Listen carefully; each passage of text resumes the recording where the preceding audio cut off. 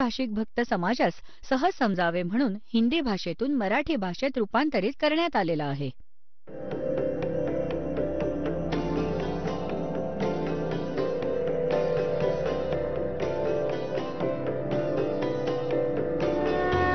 और ज्ञान सब ज्ञानडी कबीर ज्ञान सो ज्ञान, और जैसे घोड़ा तोब कायम करता चले मैदान. जगद्गुरु तत्वदर्शी संत रामपालजी महाराजांचे अमृत वचन सर्व पवित्र धर्मांच्या व पवित्र शास्त्रांच्या आधारावर. सतगुरुदेव की जय. बंदी छोड़ कबीर परमेश्वर जी की जय. बंदी छोड़ गरीबदास जी महाराज जी की जय. स्वामी रामदेवानंद जी गुरु महाराज जी की जय हो.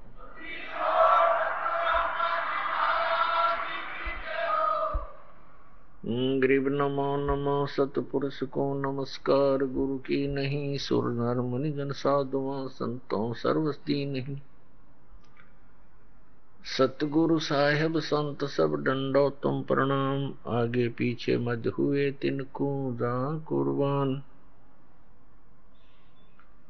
नराकार निर्विषम काल जाल भयवंजनम निर्लेपम निज निर्गुणम अकल अनुबेशुंदनम. सोहम सुरति समापतम सकल समाना निर्तलय उज्ज्वल हिरंबर हरदमम बेपरवा अथा है. वार पार नहीं मध्यतम. गरीब जो सुमर सिद्ध होई. गणनायक गलता ना करो अनुग्रह सोई. पारस पद परवाना. आदि गणेश मनाऊं गणनायक देवन देवा. चरण कमल लो लाऊं आदंत करूं सेवा. परम शक्ति संगीतम रिद्धि सिद्धि दाता सोई. अवगत गुण अतीतम सतपुरुष निर्मोही. जगदम्बा जगदीशम मंगल रूप मुरारी. तन मन अर्पों शीसम भक्ति मुक्ति भंडारी. सुर नर मुनि जन ध्यावे ब्रह्मा विष्णु महेशा. शेष शेष मुख गावे पूजे आदि गणेशा.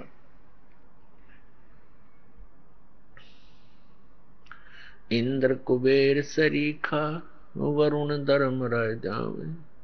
समर्थ जीवन जी का मन इच्छा फल पावे. 33 कोटि अधारा दावे शेष 88. उतरे बहुजल पारा कट है यम की फांसी. 33 कोटि अधारा दावे शेष 88. उतरे बहुजल पारा कट है यम की फांसी. सत सही कर जोरूं विनती करूं. धरूं चरण पर शीसी. गुरु जी राम देवानंद जी महाराज ने दियो नाम बख्शीश. कोटि कोटि सिजदा करूं. कोटि कोटि प्रणाम.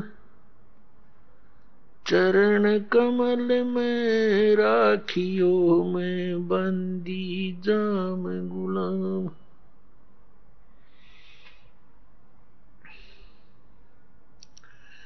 कुत्ता हूँ गुरुदेव का रामपाल दास का नाम.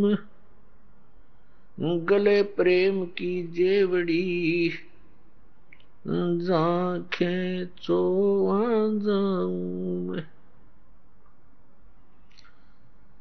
तो करो तो बावड़ू.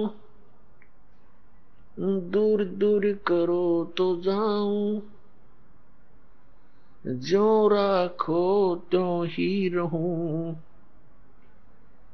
जो देवो सो खाऊं. जय इब के सतगुरु मिले, सब दुख आँखों रोए। चरणों ऊपर शीस धरूं, कहूं जो कहनी हो। कबीर साईं मिलेंगे, पूछेंगे कुशलात। आदि अंत की सब कहूं, अपने दिल की बात। गुरु जी तुम ना भूलियो, चाहे लाख लोग मिल जाएं। हम जैसे तुमको बहुत हैं, तुम जैसे हमको नहीं। तुम्हारे विसारे क्या बने, मैं किसकी शरण में जाऊं। शिव विरंच मुनि नारदा, तिनके हृदय न समो। परमपिता परमात्मा पूर्ण ब्रह्म साऱ्या सृष्टीचे रचनहार कबीर परमेश्वरजी यांच्या असीम कृपेने पुण्यात्म्यांनो तुम्हाला हा सत्संग ऐकण्याची सुसंधी प्राप्त झाली आहे. सत्संगात खूपच पुण्यकर्मी प्राणी येतात, जे युगानुयुगे परमात्मा प्राप्तीचा प्रयत्न करत आलेले आहेत. साधुओं से ती मस्करी और चोरों नाल खुशहाल, ये मल अखाड़ा जीतेंगे, युगों युगों के माल. या परमात्म्याच्या आखाड्यात, परमात्मा प्राप्तीच्या आखाड्यात, अर्थात या प्लेग्राऊंडमध्ये, खेळाच्या मैदानात तेच विजयी होतील जे मागच्या जन्मजन्मांतरीपासून परमात्म्याची एक्झरसाइज करत आले आहेत आणि भक्तिधन संग्रहित करून त्यांच्या आत परमात्म्याची आस्था शिल्लक आहे. परमात्म्याच्या प्राप्तीसाठी आपणास कुठल्या आधाराची आवश्यकता आहे? त्यासाठी आपल्याला सर्वात आधी हा विश्वास असायला हवा की जी साधना आपण करत आहोत ती मोक्ष प्राप्तीची आहे. पुण्यात्म्यांनो, परमात्म्याने स्वतः येऊन ज्ञान दिले आहे कि जग सारा रोगिया रे, जिन सतगुरु वैद न जाण्या, जग सारा रोगिया रे. भाई जन्म मरण का रोग लगा है, तृष्णा बडरी खांसी. जन्म मरण का रोग लगा है, तृष्णा बडरी खांसी. आवागमन की डोर गले में, पड़ी काल की फांसी. जग सारा रोगिया रे, जिन सतगुरु वैद न जाण्या, जग सारा रोगिया रे. जग सारा रोगिया रे, जिन सतगुरु वैद न जाण्या, जग सारा रोगिया रे. भाई देखा देखी गुरु शिष्य बन गे, किया न तत्व विचारा. देखा देखी गुरु शिष्य बन गे, किया न तत्व विचारा. गुरु शिष्य दोनों के सिर पे, यू काल ठोके पंजारा. जग सारा रोगिया रे। जिन सतगुरु वैद न जाण्या जग, सारा रोगिया रे। जग सारा रोगिया रे।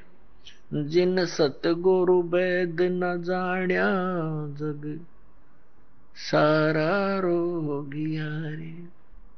भाई जन्म मरण का रोग लगा है, या तृष्णा बडरी खासी। जन्म मरण का रोग लगा है, या तृष्णा बडरी खासी। आवागमन की डोर गले में, या पड़ी काल की फांसी। जग सारा रोगिया रे। जिन सतगुरु वैद न जाण्या जग, सारा रोगिया रे। भाई साचा सतगुरु कोई ना पूजे, इन झूठों जगपति आसी। सच्चा सतगुरु कोई ना पूजे, इन झूठों जगपति आसी। अंधे की वहां गई अंधे ने, ये मार्ग कौन बतासी। जग सारा रोगिया रे। जिन सतगुरु वैद न जाण्या जग, सारा रोगिया रे। जग सारा रोगिया रे। जिन सतगुरु वैद न जाण्या जग, सारा रोगिया रे। भाई सार शब्द सर जीवन बूटी, गैस गैस अंग लगावे। सार शब्द सर जीवन बूटी, गैस गैस अंग लगावे। कहें कबीर तुम सत कर मानो, ये जन्म मरण मिट जावे। जग सारा रोगिया रे। जिन सतगुरु वैद न जाण्या जग सारा रोगिया रे। जग सारा रोगिया रे। जिन सतगुरु वैद न जाण्या जग सारा रोगिया। सार शब्द सर जीवन बूटी, गैस गैस अंग लगावे। सार शब्द सर जीवन बूटी, गैस गैस अंग लगावे। कहे कबीर तुम सत कर मानो, ये जन्म मरण मिट जावे। जग सारा रोगिया रे। जिन सतगुरु वैद न जाण्या जग, सारा रोगिया रे। आता परमात्म्याने म्हटलंय की हे सर्व पूर्ण विश्व रोगी आहे. कुठल्या रोगाने रोगी आहे, ग्रस्त आहे? हे जन्म आणि मृत्यूच्या रोगाने. आणि जोपर्यंत जन्म आणि मृत्यूच्या रोगाचा नाश होणार नाही, तोवर आत्मा स्वस्थ होऊ शकत नाही, तोवर परमशांती मिळू शकत नाही. तर पुण्यात्म्यांनो, परमात्मा प्राप्तीसाठी आपल्याला एका विशेष विवेकाची आवश्यकता आहे. त्यात आपल्याला सर्वात आधी कुठल्या वस्तूला आधार मानावं लागेल? आपल्याला परमात्मा प्राप्त करण्यासाठी त्या साधनेला आधार मानावं लागेल जी साधना केल्यावर ज्या महापुरुषांना आपण अमर मानतो, की जे संत, जे महापुरुष मुक्त झाले आहेत, त्यांनी कोणती साधना केली, कोणती भक्ती केली आणि त्यांनी कोणाला परमात्मा म्हटलं, मग तर गोष्ट सर्व संशय संपून जातो, गोष्ट समाप्त होते. आपल्या आत ज्या शंका होत्या त्या नष्ट होतील. त्याबरोबर त्या महापुरुषांनी ज्या साधना केल्या आणि ते मुक्त झाले, त्याबरोबर मग त्यांचा काही संकेत, काही विवरण आपल्या सद्ग्रंथातही विद्यमान आहे, तरी देखील आपण ते समर्थन आहे असं मानू. जसं की आज सकाळच्या सत्संगात आपल्याला सांगितलं होतं, 5ही वेद आहेत. हे प्रमाणित ग्रंथ आहेत. ऋग्वेद, सामवेद, यजुर्वेद, अथर्ववेद हे तर वेल नोन आहेत. आणि 5वा जो सूक्ष्म वेद आहे तो परमेश्वराने स्वतः येऊन सांगितला आहे आपल्या मुखकमलातून. त्याविषयी श्रीमद भगवद्गीता अध्याय नंबर 4च्या श्लोक नंबर 32 मध्ये प्रमाणित केला आहे. गीता ज्ञानदाता सांगतो की जसं मी आत्ता आपल्याला गीताध्याय नंबर 4च्या श्लोक 25 पासून 30 पर्यंत वर्णन केलं की कुणी देवतांची पूजा करतो, कुणी केवळ हवन यज्ञ करतो, कुणी केवळ अभ्यास आसनच करतो, कुणी स्वाध्याय करतो, आणि हे सगळे आपापल्या साधनेला पापनाशक समजतात, कारण की पापनाश झाल्याशिवाय भगवंत मिळणार नाही. निर्मल झाल्यावरच परमात्मा प्राप्ती होईल.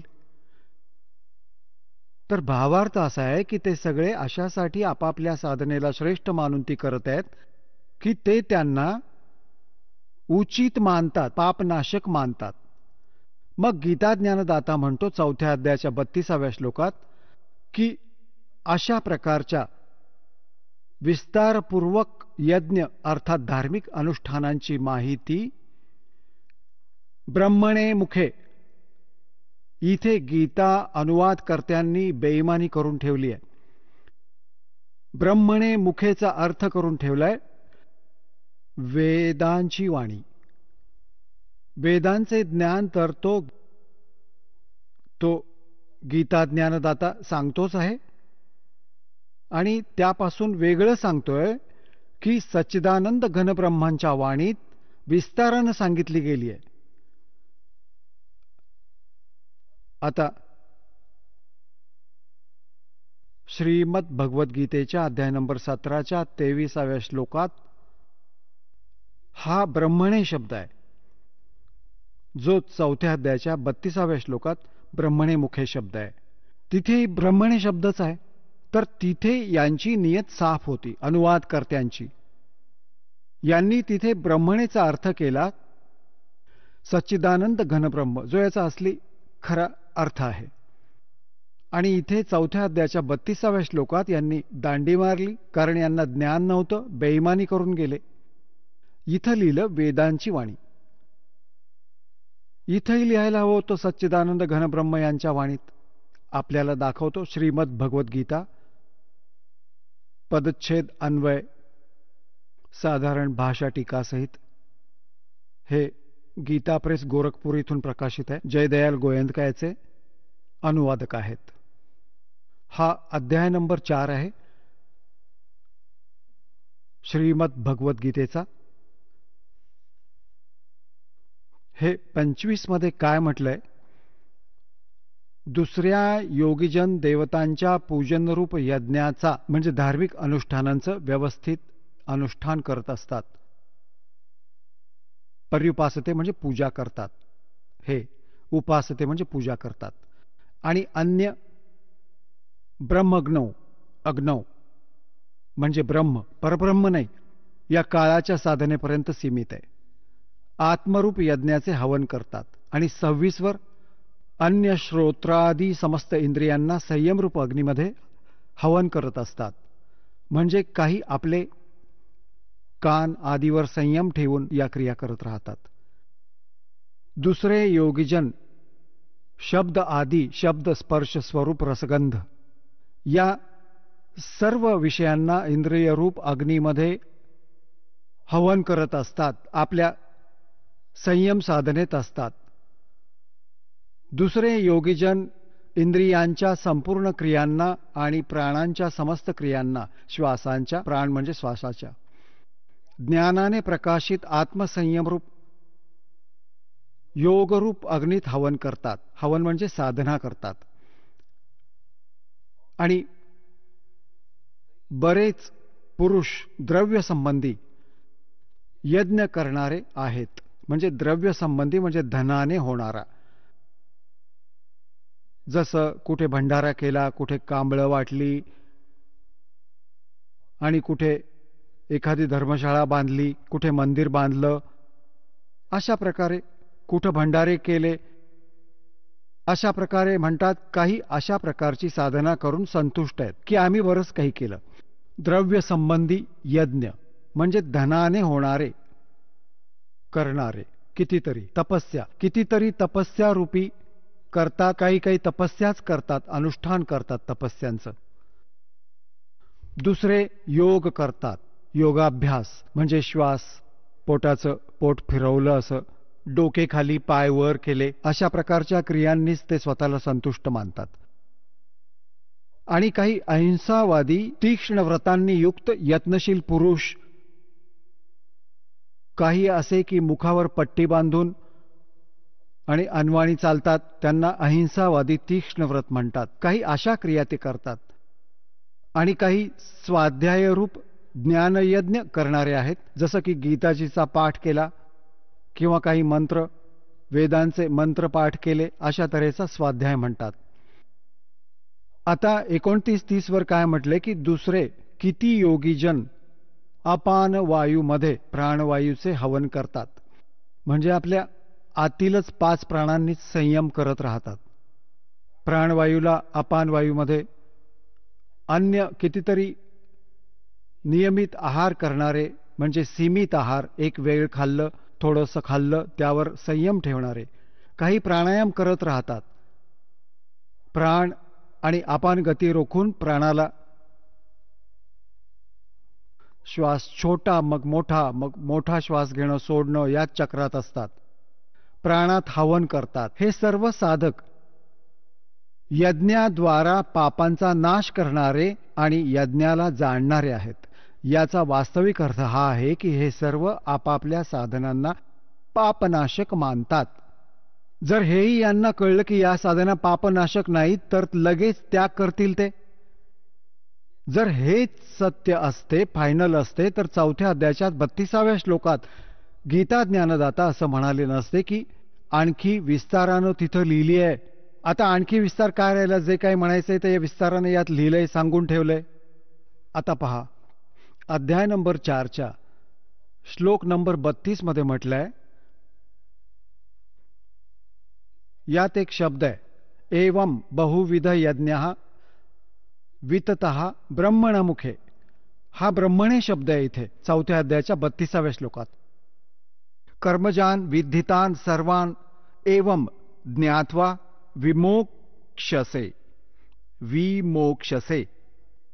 आता काय सांगतात, आता ब्रह्मणे मुखेचा जो अर्थ आहे, ब्रह्मणे मुखे आपल्याला पाहायचा आहे. यांनी अनुवाद चुकीचा केलाय. एवं म्हणजे या प्रकारे, खूप प्रकारचे यज्ञ म्हणजे धार्मिक अनुष्ठान, यांनी वेदांची वाणी असं केलंय. हे चुकीचं केलंय. ब्रह्मणे मुखेचा अर्थ लिहायचा होता सच्चिदानंद घनब्रह्मांच्या वाणीमध्ये विस्तारानं सांगितलंय. त्या सर्वांना तू कर्मजान म्हणजे कर्मांनी, शारीरिक क्रियांनी संपन्न होणारा जाण. नाम उठत नाम बैठत नाम सोत जागबे, नाम खाते नाम पिते नाम शेती जागबे लागबे. ही क्रिया आहे त्यात. विधी ताण, विधी जाण, त्यांना जाण. अशा प्रकारे तत्वाने जाणून त्याच्या अनुष्ठानद्वारा तू कर्मबंधनातून सर्वथा मुक्त होऊन जाशील. आता हे पाहायचं आहे आपल्याला. हे चुकीचं केलं, यांनी बेईमानी करून ठेवली आहे. इथे लिहायला हवं होतं सच्चिदानंद घनब्रह्म यांच्या वाणीने. आता आपल्याला दाखवतो. सर्व यातच श्रीमद भगवद्गीता अध्याय नंबर 17च्या श्लोक नंबर 23 मध्ये यामध्ये आहे, ओम तत्सत इति निर्देश है ब्रह्मण तिर्विद समर्थ. ब्राह्मणा तेन वेदाच यगा जय विहिता पुरा. ओम ओम तत् तत् सत सत. इति म्हणजे हे. त्रिविधः म्हणजे 3 प्रकारचे. ब्रह्मणे मुखे, ब्रह्मणे सच्चिदानंद घन ब्रह्मचे. ब्रह्मणे म्हणजे सच्चिदानंद घन ब्रह्म. हा इथे अगदी बरोबर यांनी अनुवाद केलाय. त्याचं नाव सांगितलं आहे. आता पुण्यात्म्यांनो, इथे गीतेच्या अध्याय नंबर 17च्या श्लोक नंबर 23 मध्ये एकतर ही कॉन्सेप्ट क्लिअर झाली की गीता ज्ञानदात्यापेक्षा हे सच्चिदानंद घनब्रह्म कुणी वेगळे आहेत, सुप्रीम पॉवर, स्मृत शक्ती, आणि त्याचं मंत्र आहे ओम तत् सत. हे 3 मंत्रांचे आहे. तर एकतर आमच्या पवित्र गीतेतून आम्हाला हे कळलं की ती कोणती साधना करायची आहे, ते कोणते मंत्र आहेत ज्याचा जप केल्यावर मोक्षप्राप्ती होते, आणि दुसरं आपण त्या महापुरुषांकडून पुरावा घेऊ ज्यांना आपण मुक्त मानतो आणि ज्यांचा हा अन्य संत पंथ, त्या महापुरुषांचाही पुरावा घेऊ की ते पार होऊन ते महापुरुषांची वाणीही घेतात. तर त्यांनीही कोणते मंत्र जप केले, मग हा सगळा रस्ता साफ होऊन जाईल, शंका समाप्त होऊन जाईल. शंका समाप्त झाली, भगवान मिळाले, मग तर क्रिया करणं बाकी राहिलं.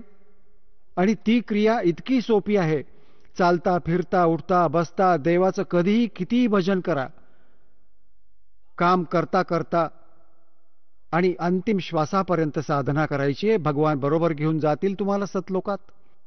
आता पहा, आता आपण पुन्हा आलो अध्याय नंबर 4च्या श्लोक नंबर 32 वर. आता यात आहे या प्रकारे खूप प्रकारच्या यज्ञ म्हणजे धार्मिक अनुष्ठानाची माहिती. ब्रह्मणे मुखे इथे लिहिलं आहे ते सच्चिदानंद घनब्रह्मच्या वाणीमध्ये विस्तारानं सांगितलं आहे.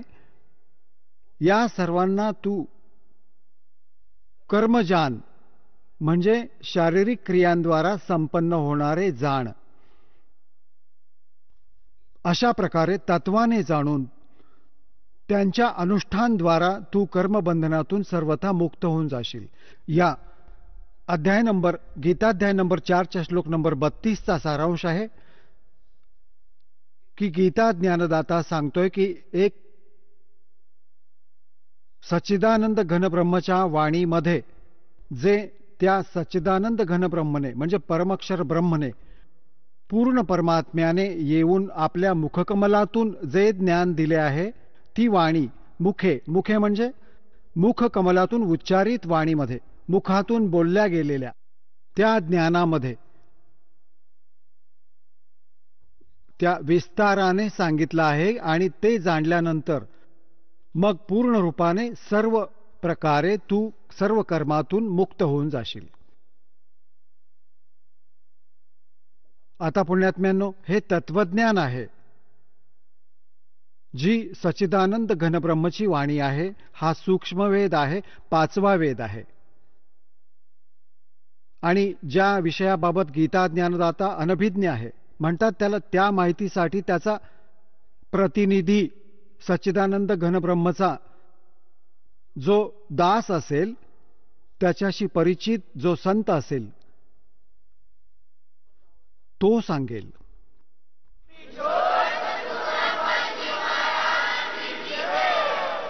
चला आता आपण त्या श्रद्धाळूंचे अनुभव जाणून घेऊयात ज्यांनी जगद्गुरू तत्वदर्शी संत रामपालजी महाराजांकडून दीक्षा प्राप्त केलेली आहे, तसेच त्यांच्याद्वारा सांगितलेल्या भक्ती मार्गावर चालत आहेत. नमस्कार सतसाहेब.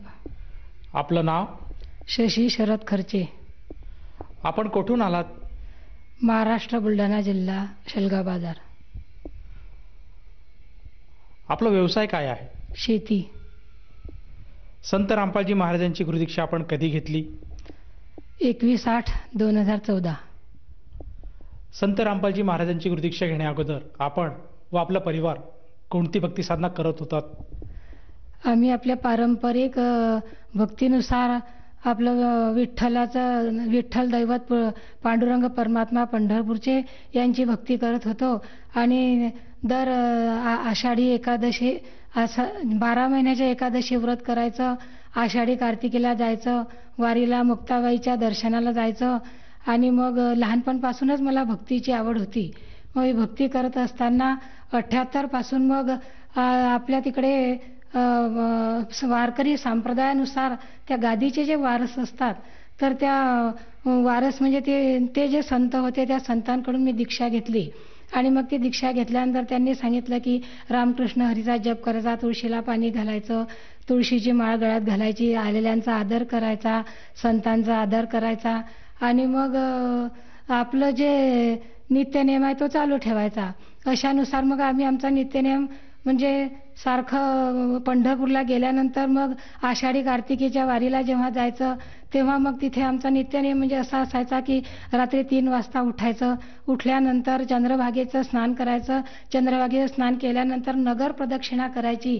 नगर प्रदक्षिणा करत असताना आपला एकही श्वास वाया जाऊ नये याच्यासाठी आम्ही दोन्ही हरिपाठ घ्यायचं.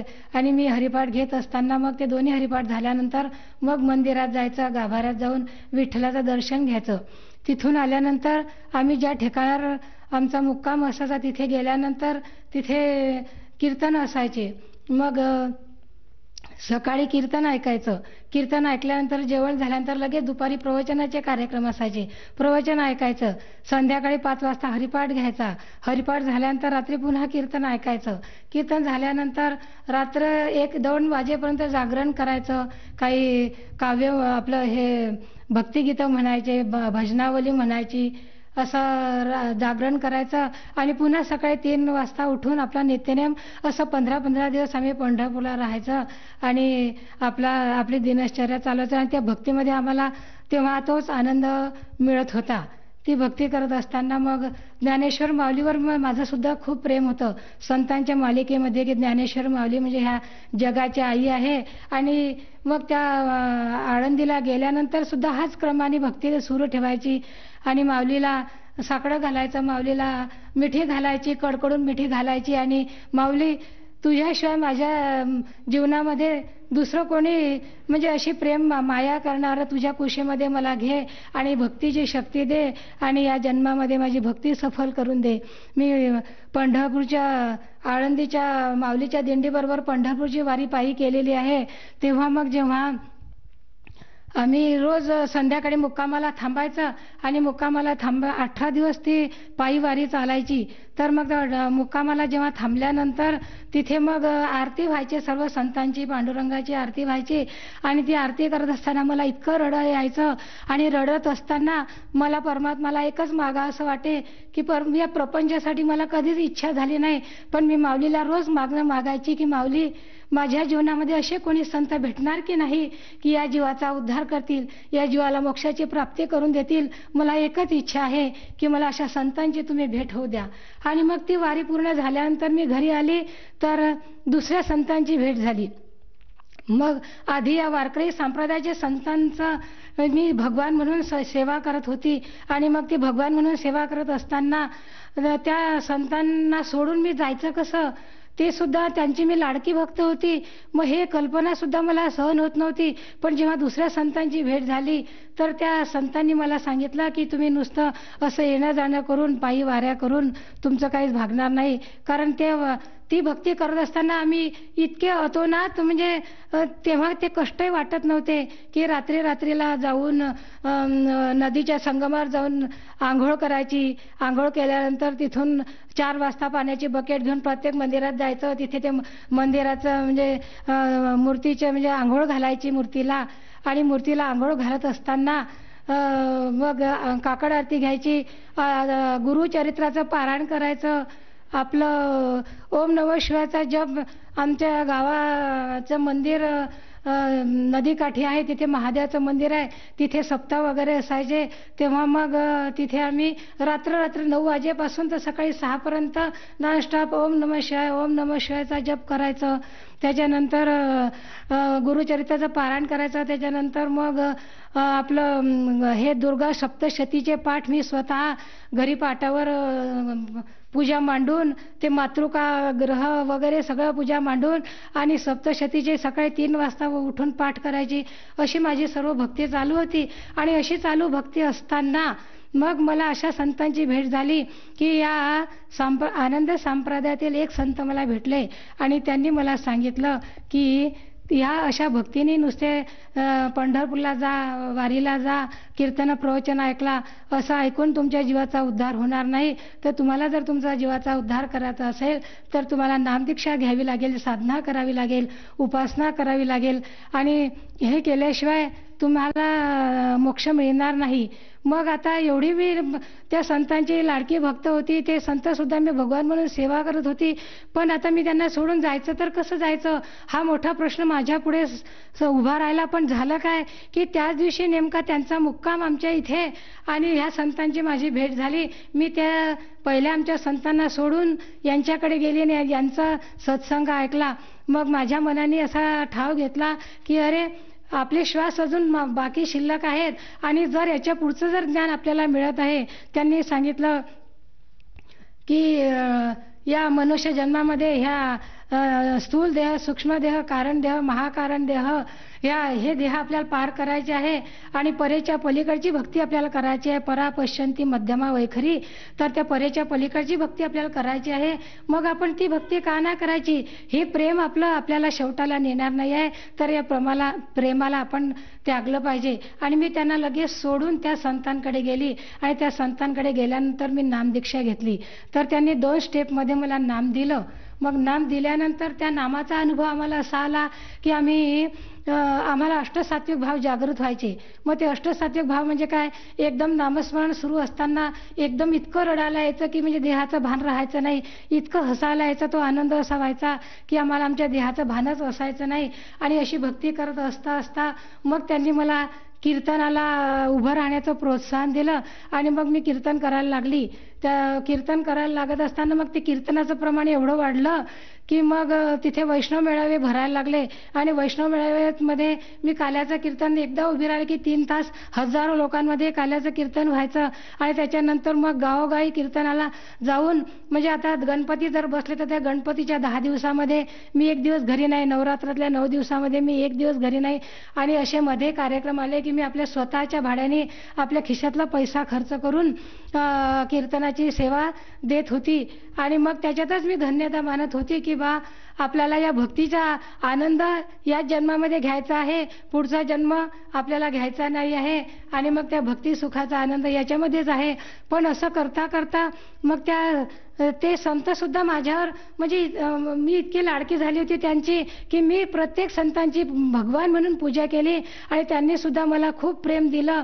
पण आता मग एक संताकडून आम्हाला अशी चाहूल लागली की आता हे जे तुम्ही 4 देह आहेत ते 4 देहाच्या पलीकडे कैवल्य देह सुद्धा आहे, तर या कैवल्य देहापर्यंत आपल्याला पोहोचायचं आहे.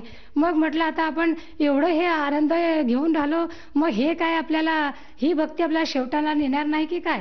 आता माहित आहे मी ज्या पहिल्या भक्तीमध्ये होती तर 78 पासून 98 पर्यंत आणि मग 98 इतके वर्ष त्या पहिल्या भक्तीमध्ये होती. त्याच्यानंतर या दुसऱ्या संतांकडे आल्यानंतर मग 98 पासून 12 पर्यंत यांच्या भक्तीमध्ये होती. तर मग तो भक्तीचा एवढा हे झाल्यानंतर मला असं वाटायला लागायचं की आपल्याला तर परमात्म्यापर्यंत पोहोचायचंच आहे. मग हे ज्ञान जर आपल्याला मिळत आहे तर हे आपण का घेऊ नये? मग ते प्रेमाचा त्याग करायचा. आणि मग तिथून मी निघाली. आता सगळीकडे ज्या संतांकडे गेला ना ते संत आपल्याला सांगत असतात की आता तुम्ही दुसरा गुरु केल्यानं तुमच्या जीवाचा उद्धार होणार नाही, दुसरा गुरु करणं पाप आहे आणि म्हणून तुम्ही दुसरा गुरु करू नका. या संतांनी सुद्धा मला ते सांगितलं होतं की आता तुम्हाला पूर्ण ज्ञान मिळालेलं आहे, याच्या पलीकडचं ज्ञान जगाच्या पाठीवर कोणतंही नाही आहे. आणि आम्ही सुद्धा जगासमोर ओरडून सांगायचं की आता हे ज्ञान अंतिम आहे.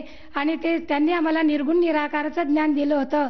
या दुसऱ्या संतांनी त्यांनी सांगितलं की परमात्मा हा पाहण्याचा विषय नाही आहे तर तो अनुभवण्याचा विषय आहे, असं त्यांचं आम्हाला शिकवण होती. आम्ही जगाला तेच सांगत होतो की तो निर्गुण निराकार असलेला परमात्मा हा डोळ्यांनी पाहण्याचा विषय नाही आहे तर तो अनुभवण्याचा विषय आहे.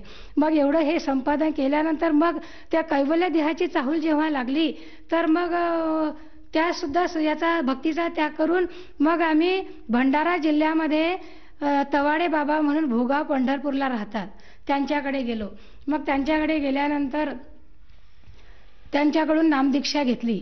मग त्यांनी नामदीक्षा दिली.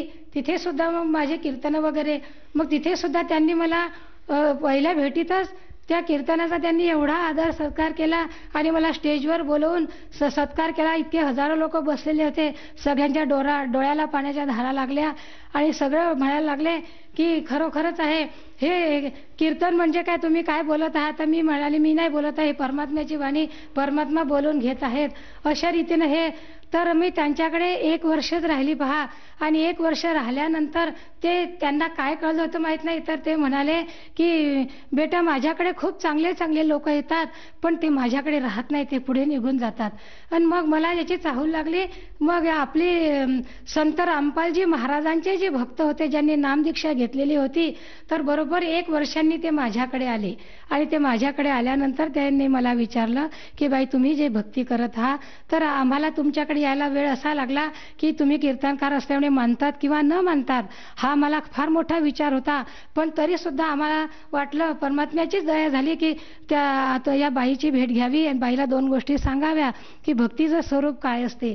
आणि त्यांनी मला विचारलं की तुमच्या कक्षेमध्ये की गुरुची व्याख्या तुम्ही कशी करतात. तर मी म्हटलं की गुरुर ब्रह्मा गुरुर विष्णू गुरुर्देव महेश्वरा गुरु साक्षात परब्रह्म तस्मै श्री गुरुवे नमः. तर मग त्यांनी म्हटलं बस एवढी झाली का तुमची गुरुची व्याख्या. मी म्हटलं हो, याच्या पलीकडे तर काही आम्हाला सांगितलंच नाही. आणि त्यांनी ब्रह्मज्ञानाचं आणि ब्रह्मस्वरूपाच्या प्राप्तीचं ज्ञान आम्हाला सांगितलेलं आहे. ब्रह्मस्वरूपाच्या पलीकडे त्यांनी आम्हाला काही सांगितलेलं नाही आहे. ब्रह्मज्ञानाची प्राप्ती कशाने होईल आणि ब्रह्मस्वरूपापर्यंत या जीवाला कसं पोहोचता येईल. मग त्यांनी म्हटलं की नाही बाई थांबा तुम्ही आता इथे, तुम्ही जे करत आहात ते जरी तुम्हाला बरोबर वाटत असलं तरी ते चुकीचे नाही, पण तरी सुद्धा आपल्याला त्याच्याही पलीकडे जायचं आहे. तर आपल्याला पूर्ण ब्रह्मापर्यंत पोहोचायचं आहे. आणि त्या पूर्ण ब्रह्मापर्यंत पोहोचण्यासाठी आपल्याला ब्रह्म, परब्रह्म आणि पूर्ण ब्रह्म अशा 3 पायऱ्या आपल्याला ओलांडायच्या आहे. आणि त्यांनी म्हटलं की तुम्हाला हे परब्रह्मापर्यंत थांबून जमणार नाही, त्याच्या पलीकडे जायचं आहे. आणि त्या एका शब्दाने माझ्या मनाचा ठाव घेतला की अरे ही भक्ती सुद्धा आपल्याला अपुरी आहे, आपल्याला याच्या पलीकडे सुद्धा जायचं आहे. आणि त्याचा सुद्धा मग माझ्या मनाला काय वाटलं की कीर्तन करत असताना माझ्या गळ्यामध्ये एवढे हार पडायचे की 2-2 टप हार भरायचे. त्याच्यानंतर इतकं मान, इतकी प्रतिष्ठा, एवढं सर्व, पण माझ्या मनाला एकदम त्याचा सर्वाचा वीट आला. आणि मला वाटलं की नको तो मान, नको ते स्टेज, नको ती प्रतिष्ठा, ते हार नको, पण मला खरं सत्य जे ज्ञान आहे ते मला पाहिजे आहे. आणि ते जर यांच्याकडे मिळत आहे तर मला ते घ्यायला काहीच हरकत नाही. रात्रभर विचार केला. आणि आमचे जे भक्त मंडळी आहेत तिथेच माझे शेजारी माझे भाऊ आणि वहिनी राहतात, त्यांच्याजवळ जाऊन मी त्यांना हा विषय सांगितला की असे मला येऊन भेटले आणि आपल्याला ही भक्ती समजून घ्यायची आहे. मग त्यांना मी सांगितल्यानंतर मग त्यांनी मला ज्ञानगंगा पुस्तक दिलेलं होतं. ज्ञानगंगा पुस्तक मी वाचलं. तर मग त्याच्यामध्ये 17व्या अध्यायातला 23वा श्लोक आहे. तर त्याच्यामध्ये ओम तत्सतचा निर्देश केलेला आहे. आणि 15व्या अध्यायातला पहिला श्लोक आहे की ऊर्ध्वमूल मदशाखम अश्वत्थम प्राहुरव्यम छंदांस यस्य पर्णानी यस्तम वेदस्य वेदवीत. तर याचं विवरण त्यांनी ज्ञानगंगा पुस्तकामध्ये केलेलं होतं. आणि मी लगेच ज्ञानेश्वरी काढली. ज्ञानेश्वरीवर माझं खूप प्रेम होतं. मग ज्ञानेश्वरीमध्ये या गीतेवर टीका केलेली आहे मामासाहेब दांडेकरांनी. मग त्या मामासाहेब दांडेकरांनी जी टीका केलेली आहे तर मी तो 17व्या अध्यायातला 23वा श्लोक काढला आणि त्याच्यामध्ये ते वाचलं. तर त्यांनी लिहिलेलं होतं की ओम तत्सतचा विनियोग कसा करायचा हे जीवाला जोपर्यंत कळत नाही तोपर्यंत त्या जीवाचं कल्याण होत नाही, असं मला कळल्यानंतर मग मी ते ज्ञानगंगा पुस्तक वाचायला सुरुवात केली. आणि ज्ञानगंगा पुस्तक वाचल्यानंतर मग सृष्टीची रचना हा विषय जेव्हा आरंभ केला तेव्हा सृष्टीची रचना वाचल्यानंतर मग माझ्या लक्षात आलं की अरे आपण आजपर्यंत जी भक्ती समजत होतो तर आपल्याला काहीच समजत नव्हतं. हे ज्ञान आपल्याला कोणीही दिलेलं नाही आहे. जी भक्ती करत होतो ती जरी चुकीची नसली तरी सुद्धा ती पूर्ण सुद्धा नव्हती. आणि मग ती सर्वजण म्हणतात की सर्व जग या मायेच्या मागे लागलेलं आहे, सर्वजण आपण मायेच्या पाठीशी लागलेला आहे आणि आपण ते सर्व सांगतात की आपण एकाच परमात्म्याचे लेकरं आहो, पण आपण परमात्म्यापासून दूर झालो, आपण मायेच्या अधीन झालो. पण हे दूर कसे झालो, परमात्म्यापासून आपण दूर कसे गेलो, पण हे मात्र मला कोणीही समजून सांगितलं नाही. तर संत रामपालजी महाराजांच्या ज्ञानगंगा या पुस्तकामध्ये की या मायेच्या मागे आपण कसं आलो आणि आपण त्या परमात्म्याचे लेकरं सर्व एकच आहोत, पण तिथून आपण हंसात्म्य असताना आपण जीवदशेला कसे प्राप्त झालो आणि या मायेच्या मागे आपण कसं आलो याचं मला पूर्ण ज्ञान झालं.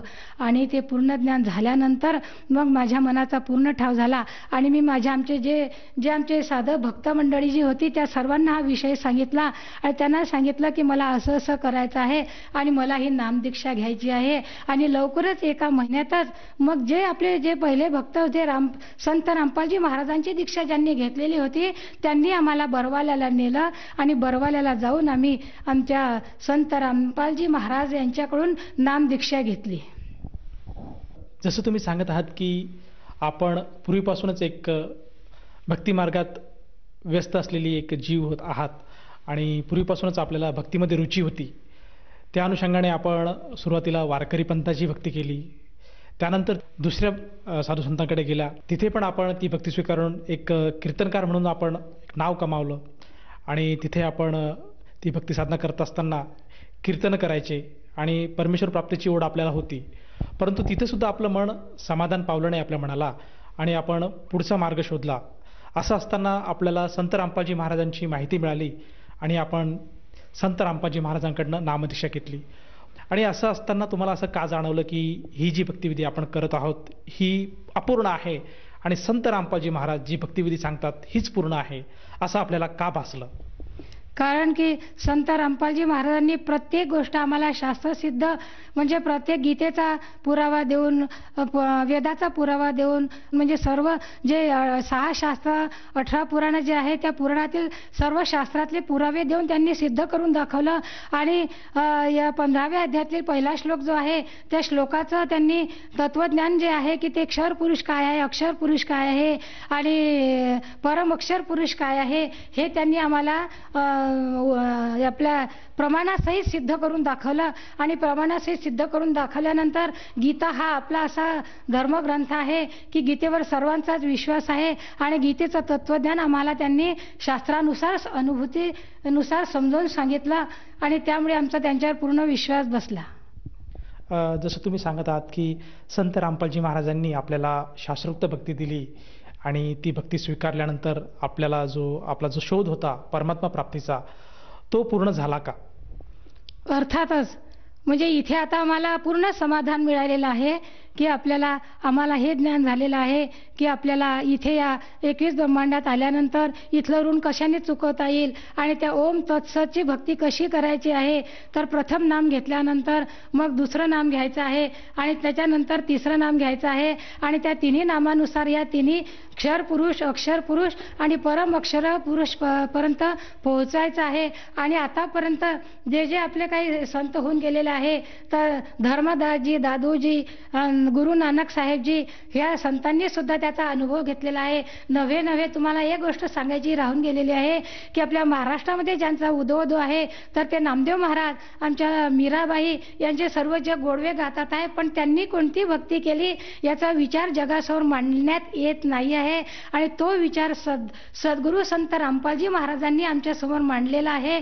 आणि नामदेव महाराज सुद्धा, कारण गीतेमध्येच दिलेलं आहे, हे सुद्धा आमच्या तेव्हा लक्षात नव्हतं.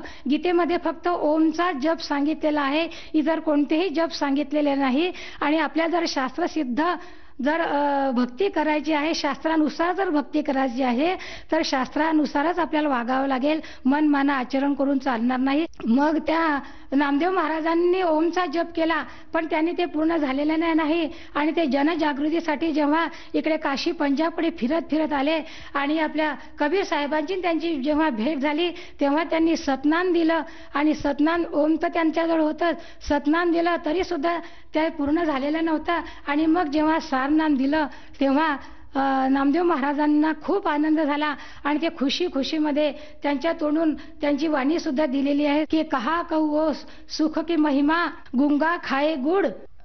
कहे नामदेव गुरु की कृपा जो का त्यो दर्शाय. म्हणजे नामदेव महाराजांनी असं सांगितलं त्या आनंदाच्या भरामध्ये की या सार नामाने मला एवढा ते ज्ञान करून दिलेलं आहे. त्याच्यानंतर मीराबाईचा दृष्टांत जर सांगायचा म्हटला तर मीराबाई कृष्ण भक्त होत्या आणि मीराबाईची कृष्णाशिवाय मीराबाईला काही दुसरं सुचतच नव्हतं. पण मीराबाईला जेव्हा सद्गुरू कबीर साहेबांची जेव्हा भेट झाली, मीराबाईंनी रविदासांच्या मार्फत कबीर साहेबांनी त्यांना नामदीक्षा दिली आणि हे ज्ञान जेव्हा ग्रहण केलं तेव्हा मीराबाईच्या तोंडचे उद्गार आहेत की राम रतन धन पायो पायो जी मैने राम रतन धन पायो. तर खरा राम कोणता आहे त्या आधी रामाची जेव्हा मीराबाईला ओळख झाली तेव्हा तिच्या तोंडातून हे उद्गार बाहेर पडले. आणि अशा रीतीने आपल्या महाराष्ट्रामधील संत सुद्धा कोणती भक्ती करत होते तर हे तत्वज्ञान तत्वदर्शी सद्गुरू संत रामपालजी महाराज यांनी आमच्या समोर ठेवला आणि त्याच्यावर आमचा पूर्ण विश्वास बसला आणि त्यानुसार ती भक्ती खरोखरच श्रेष्ठ आहे आणि ती आम्हाला मोक्षपदाला नेणारी आहे असा आमचा पूर्ण विश्वास त्याच्यावर बसला. जसं तुम्ही सांगत आहात की संत रामपालजी महाराज हे एक शास्त्रोक्त भक्ती देतात आणि जी भक्तिविधी आज संत रामपालजी महाराज देतात या भक्तिविधीनुसार बरेचसे लाभ प्राप्त होतात. तर या अनुषंगाने मला असं विचारायचं आहे की आपल्याला या भक्तिविधीपासून काय काय लाभ प्राप्त झालेत? या भक्तिविधीपासून मला महत्त्वाचा लाभ म्हणजे मी तेच सांगणार होते की मला म्हणजे आत्मज्ञानाचा बोध झाला. आत्मज्ञान म्हणजे परमात्म्याने दिलेले जे तत्वज्ञान आहे त्या तत्वज्ञानाचा पूर्ण बोध होऊन मग परमात्म्याने सांगितलेलं आहे की आत्म्याला परमात्म्याला ओळखायचं आहे. आत्मा तर तुम्ही आहात पण तुम्हाला परमात्मा तत्वाचं ज्ञान करून त्यांनी दिलं आम्हाला.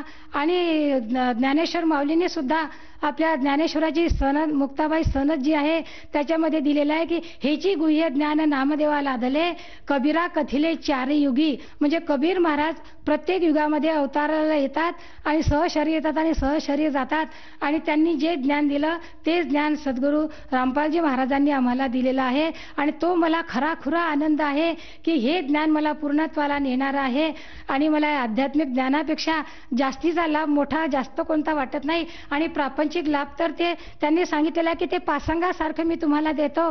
तर त्यांनी एकदा पहा आमच्या सर्व घरांनी नामदान घेतलेलं आहे. तर माझा लहान मुलगा जेव्हा पुस्तक सेवेला जात होता तर पुस्तक सेवेला जात असताना भर उन्हाळ्याचे दिवस होते आणि आमचा कुकर फुटला.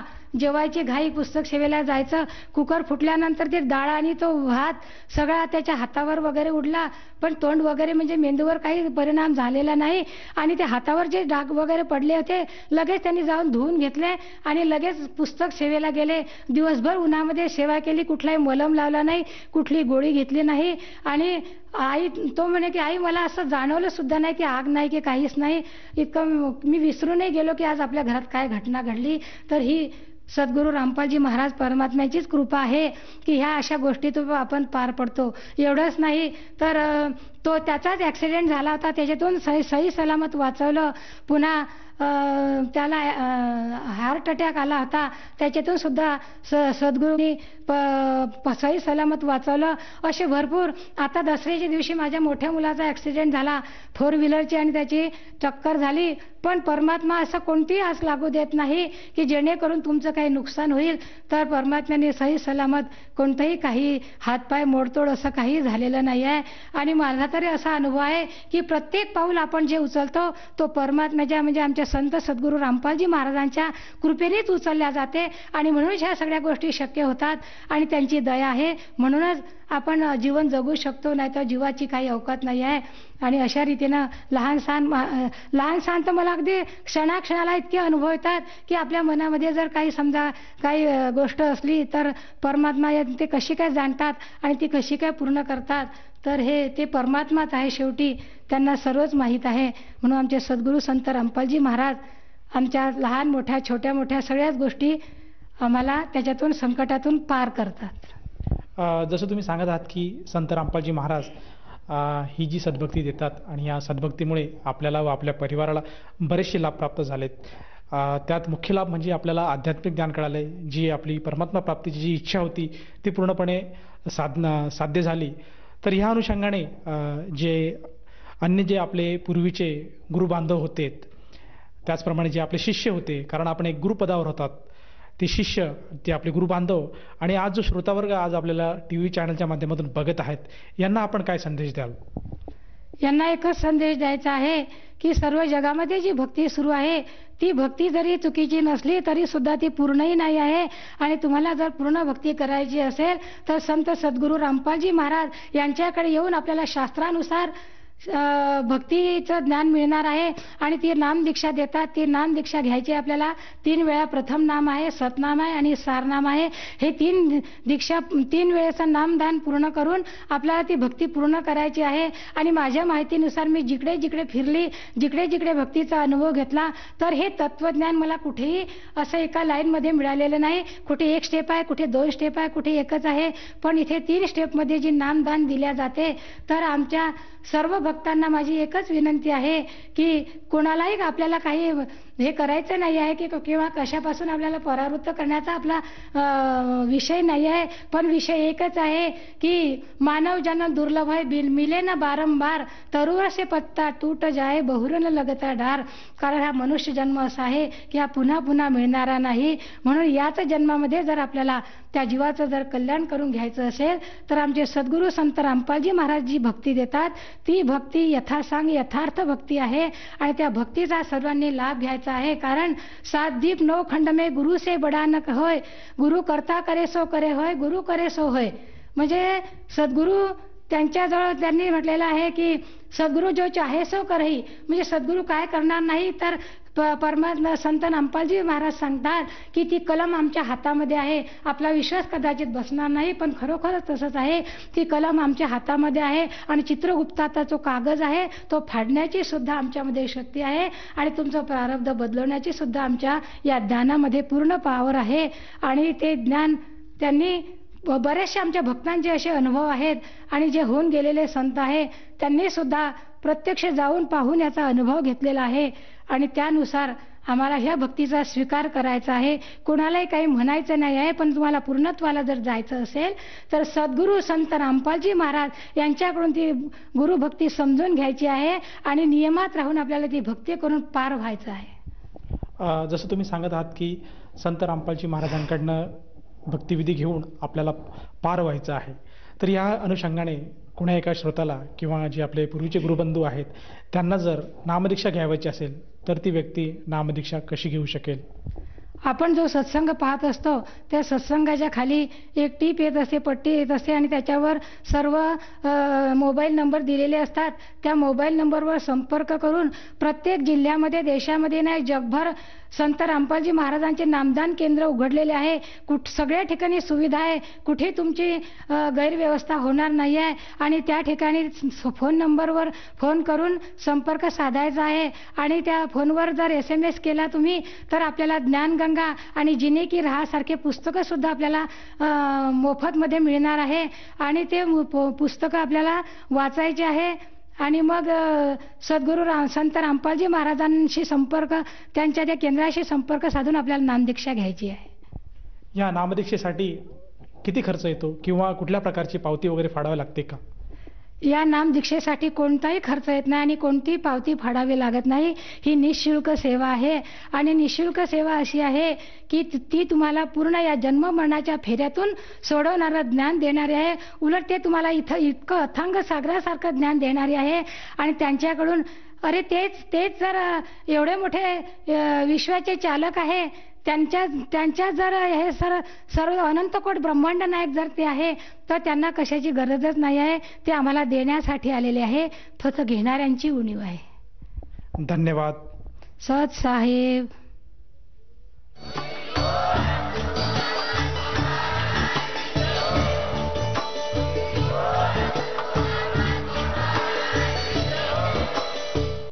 आपण ऐकत होता जगद्गुरु तत्वदर्शी संत रामपालजी महाराजांचे मंगल प्रवचन. निःशुल्क नामदीक्षा प्राप्त करण्यासाठी आणि अधिक माहितीसाठी संपर्क करा 7030303951 7030303952. आमची वेबसाईट आहे www.jagadgururampalji.org.